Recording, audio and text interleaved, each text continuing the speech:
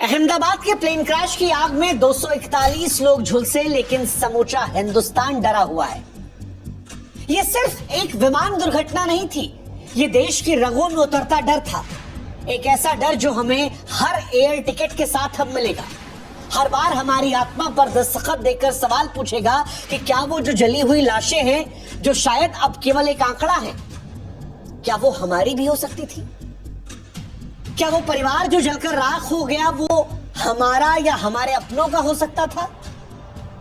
और ये ख्याल समूचे हिंदुस्तान को डरा रहा है। इस डर से भारत को बाहर आने में वक्त लगेगा, क्योंकि ये डर हर उस इंसान का है जिसने कभी भी प्लेन में सफर किया है या सफर करने की प्लानिंग कर रहा था। क्योंकि अहमदाबाद से लंदन जाने वाली फ्लाइट में जो कुछ हुआ वो सिर्फ एक विमान में आग लगना नहीं था। ये आग हर भरोसे में लगी थी, हर उस माँ के सपने में लगी थी जो अपने बच्चे से कहती है कि जा बेटा आराम से पहुंच जाना। हर उस पिता की उम्मीद में लगी थी जो एयरपोर्ट पर खड़ा हाथ हिलाकर ये कहता है और सोचता है कि बस कुछ ही घंटों में मेरा बच्चा पहुंच जाएगा, वहां पहुंचकर फोन करेगा। अब वो सीट नंबर सिर्फ जले हुए टुकड़े हैं। वो बेल्ट जो सुरक्षा का संकेत दे रही थी वो जलकर शरीर के साथ मिलकर राख हो चुकी है। वो प्लेन जो उड़ना था वो जलते हुए आसमान में चीखते हुए गिरा और डर पैदा कर गया। और ये डर अब हमें डरा रहा है। ये डरा रहा है क्योंकि जिनसे कहा गया था कि आप अब सुरक्षित उड़ान भरने को तैयार हैं, वो महज 59 सेकंड में चीख और फिर आग, और देखते ही देखते आग से राख में तब्दील हो गए। जो वीडियो सोशल मीडिया पर आए वो तस्वीर नहीं है, वो खौफ है। वो पिघली हुई खिड़कियां, वो काले धुएं में लिपटी हुई लाशें। जो कुछ हमने उस घटना के बाद देखा वो इतना ज्यादा भयावह है कि देखने से आंखें भी इंकार कर दे रही हैं। यकीन नहीं आ रहा कि कोई फोन पकड़े गुड बाय इंडिया कह रहा था और उसके आखिरी शब्द हो गए। किसी की मुस्कुराती हुई सेल्फी उसकी मौत की तस्वीर बन गई। किसी ने अपने परिवार को जो वीडियो भेजा था वो वीडियो शायद उसके याद में जिंदगी भर उसका परिवार दिखेगा। वो गुजरात के पूर्व मुख्यमंत्री जो अपने पत्नी और बेटी से मिलने पहुंचे थे, अब उनकी पत्नी और बेटी यादों में रह जाएगी। वो 21 साल की खुशबू जो अपने पति से मिलने जा रही थी, अब वो सिर्फ तस्वीरों का हिस्सा रह जाएगी। अनगिनत कहानियां हैं। किसी की जेब से जली हुई चूड़ी मिल रही है, किसी के पास एक अधजली तस्वीर है। शव ऐसे हैं कि उन्हें पहचानना मुमकिन नहीं है, मानो मौत ने रिश्ते से पहचान भी चुरा ली है। अब डीएनए टेस्ट के जरिए पता लगा कौन सी लाश किसकी है। और इसीलिए हम कह रहे हैं कि ये सिर्फ एक विमान दुर्घटना नहीं थी, ये हमारे देश की रगों में उतरता हुआ डर था। वो डर जो अब शायद हमें सुकून से सोने नहीं देगा। हम जब सफर करने जाएंगे तब हमें डराएगा। जब कोई हमें कहेगा हैव अ सेफ जर्नी, तो वो हमें परेशान करेगा। एक ही झटकों में कैसे सैकड़ों जिंदगियां आंकड़ा बन गई, अब ये डराने वाला है। और भारत की ये भयावह तस्वीर हम और आप जल्दी नहीं भूल पाएंगे। एक झटके में सैकड़ों जिंदगियां खत्म हो गई। ये डर हर पल हम में जिंदा रहे। 12 जून 2025 अहमदाबाद का आसमान एक ऐसी त्रासदी का गवाह बना है जिसने 140 करोड़ भारतीयों को डराया। एयर इंडिया की उड़ान जो लंदन की ओर उड़ान भरने को तैयार थी, वो 59 सेकंड में आग का गोला बनकर जमीन पर बिखर गई। जो फ्लाइट में थे वो लाशों में तब्दील हो गए, और जहां पर ये फ्लाइट गिरी वहां पर भी लोग घायल हुए और टुकड़ों में तब्दील हो गए। अब मलबे में जिंदगियां दबी हैं और ये मंजर सिर्फ आंखों के सामने नहीं बल्कि रूह में भी उतर गया है। 178 भारतीय, 53 ब्रिटिश, 7 पुर्तगाली, 1 कनाडाई और 11 बच्चे, साथ में 2 नौजवान सपनों, उम्मीदों और अपनों से मिलने की चाह में प्लेन में चढ़े थे। लेकिन किसे पता था कि उनका ये सफर आखिरी सफर हो जाएगा। वो हंसी, वो सेल्फी, वो सब कुछ राख में बदल गया। और ये डर अब इतना ज्यादा गहरा है कि जिन्होंने भी इन तस्वीरों को देखा है, अब उनकी आंखों में वो डर समा गया है। जिन परिवारों के साथ ये हुआ है उनकी आंखें आंसुओं से थमने का नाम नहीं ले रही हैं। और इसीलिए हम कह रहे हैं कि इस डर से निकलने में अब सदियां लग जाएंगी। अहमदाबाद का सरदार वल्लभ भाई पटेल हवाई अड्डा हर रोज की तरह चहल पहल से था। बच्चे खिड़की के बाहर झांक कर आसमान को देख रहे थे। क्रू मेंबर हर बार की तरह मुस्कान के साथ यात्रियों का स्वागत कर रहे थे। पायलट ने भी टेक ऑफ से पहले आत्मविश्वास से कहा कि हम सुरक्षित उड़ान भरने के लिए तैयार हैं। लेकिन बोइंग 787 ड्रीमलाइनर आग के गोले की तरह मलबे में तब्दील हो गया और बिखरी लाशें, जले हुए सामान और मासूम चेहरों की तस्वीरें अब सिर्फ यादों में बची हैं। आलम यह है कि लाशें उठाने के लिए ठेलों को लाया गया। वो सज धज कर तैयार होकर किसी से मिलने, किसी के साथ काम करने, कोई अधूरी दास्ता को पूरा करने जो लोग निकले थे, वो ठेले पे लाद लाद कर लाशों की तरह जा रहे थे। सिर्फ एक आंकड़े बन गए थे। वो पिता जो अपनी बेटी को लंदन में पढ़ाने का वादा कर रहा था, वो नई नवेली दुल्हन जो अपने पति से मिलने जा रहे थे, सब कुछ खत्म हो गया, सब कुछ खत्म हो गया। अब कई कहानियां हैं जो आंसुओं का समंदर बन गई है, जैसे जोशी परिवार की कहानी। राजस्थान के बांसवाड़ा का एक खुशहाल परिवार लंदन में नई जिंदगी की शुरुआत करने जा रहा था।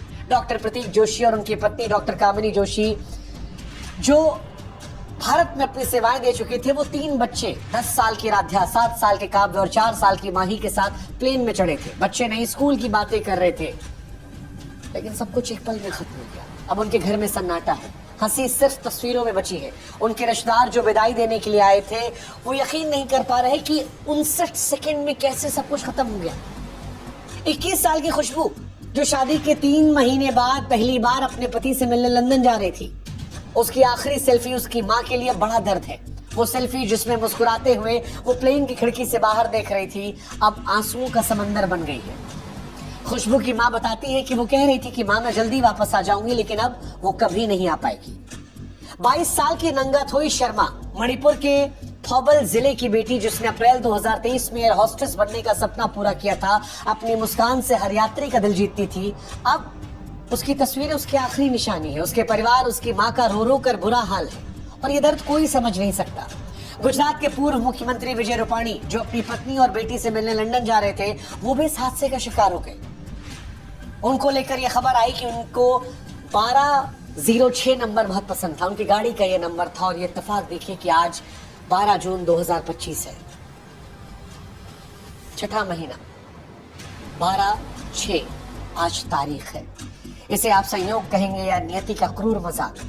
उनकी बेटी जो फोन पर पिता से मिलने की खुशी में थी, वो सिर्फ उनकी तस्वीर देखकर रो रही है। ऐसी अनगिनत कहानियां हैं, हर नाम, हर चेहरा एक सवाल लेकर उठा है कि आखिर क्यों। हालांकि इस 241 लोगों में एक चमत्कार भी हुआ है, एक ऐसा चमत्कार जिस पर यकीन कर पाना मुश्किल है। 242 लोगों में सिर्फ एक व्यक्ति बच गया, वो व्यक्ति जो सीट नंबर 11A पर बैठा था। आग के बीच, उस मलबे के बीच, उस जली हुई लाशों के बीच जहां मौत ने तांडव किया, वहां वो जिंदा है। लोग कह रहे हैं कि ये चमत्कार है, लेकिन सवाल ये है कि ईश्वर, ये चमत्कार बाकी 241 जिंदगियों के साथ क्यों नहीं हुआ। हम खुश हैं कि विश्वास साहब की जिंदगी बच गई, हम खुश हैं कि उनके परिवार के आंखों में आंसू नहीं आए, लेकिन वो 241 चेहरों के बीच जब ये चमत्कार दिखता है तो सवाल ईश्वर से भी होता है कि हे ईश्वर, उन 2 मासूमों को बचा लिया होता, उन परिवारों को बचा लिया होता, उन बुजुर्ग बूढ़ों को बचा लिया होता, उन महिलाओं को बचा लिया होता, उस क्रू को बचा लिया होता जो हर बार सुरक्षित यात्रा की कामना करती है। और क्या उनकी जिंदगी इतनी सस्ती है? राम विश्वास कुमार की कहानी चमत्कार हो सकती है, लेकिन बाकी 241 परिवारों के लिए ये सवाल बनकर रातों की नींद छीन रही है। क्यों सिर्फ एक भगवान, क्यों सिर्फ एक, क्यों बाकी 241 नहीं? क्या उन 241 जिंदगियों का भगवान कोई मोल नहीं? ये सवाल आज हर उस शख्स के दिल में है जो अपने परिवार को अलविदा कहकर सफर पर निकलता था, क्योंकि इस घटना को देखकर ये एहसास होता है कि यहाँ हम भी हो सकते थे, ये हमारा भी परिवार हो सकता था। एक तरफ विश्वास साहब को देखकर खुशी होती है, लेकिन उन 241 को देखकर आंखें भर जाती है। सवाल उठता है, किसकी वजह से मौत हुई? कौन लापरवाह था? किस पर जिम्मेदारी दे? उड़ान भरते विमान क्यों गिर गया? एक्सपर्ट से बात करने में पता चलता है कि पहली नजर में ये शायद ह्यूमन एरर हो सकता है। एक हेलीकॉप्टर जगह पर खड़े खड़े उड़ जाता है, लेकिन जहाज को एक फॉरवर्ड स्पीड चाहिए होती है और रनवे पर दौड़ना होता है। कुछ एक्सपर्ट्स कह रहे हैं कि शायद रनवे का पूरा इस्तेमाल नहीं हुआ, जिस वजह से जहाज को जरूरी फॉरवर्ड स्पीड नहीं मिली और वो टेक ऑफ नहीं कर पाया। 59 सेकंड में खत्म हो गया। पायलट ने हालांकि टेक ऑफ के तुरंत बाद आपातकालीन संदेश भेजा था, लेकिन कोई जवाब नहीं मिला। इससे कुछ लोग मानते हैं कि गंभीर समस्या थी।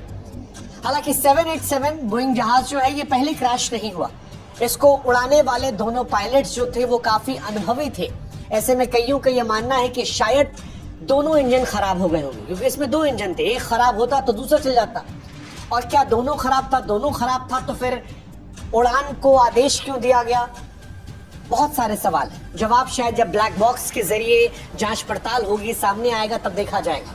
लेकिन आज सवाल ये है कि जिंदगी कितनी सस्ती है, कितनी सस्ती है। कश्मीर के पहलगाम में लोग जश्न मनाने गए, घूमने गए, छुट्टियां मनाने गए और मार डाले गए। और यहाँ पर भी देखिए, कोई अपनी पत्नी से मिलने जा रहा था, कोई पति से मिलने जा रहा था, कोई नौकरी करने जा रहा था, कोई बच्चे सुनहरे भविष्य का सपना लेकर दूर देश पहुंच रहे थे, कुछ ऐसे थे जो भारत घूमने आए थे और गुड बाय इंडिया कहकर निकले थे। और ये सब अब इस दुनिया में नहीं है।